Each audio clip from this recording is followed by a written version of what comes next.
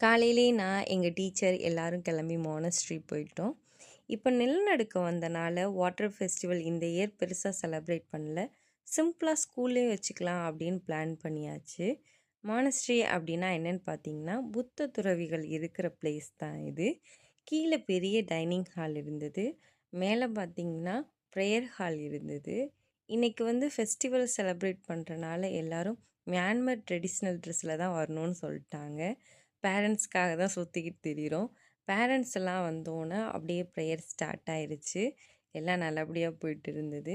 இங்கே ஒரு பிரச்சனை என்னன்னு பார்த்தீங்கன்னா, மியான்மரில் 4 மணி நேரம் தான் கரண்ட் இருக்கும். அதுக்கப்புறம் கரண்ட் போயிடும். அதுக்கப்புறம் மறுபடியும் 4 மணி நேரம் கழிச்சு தான் கரண்ட் வரும். அப்புறம் மறுபடியும் கட் ஆகிடும்.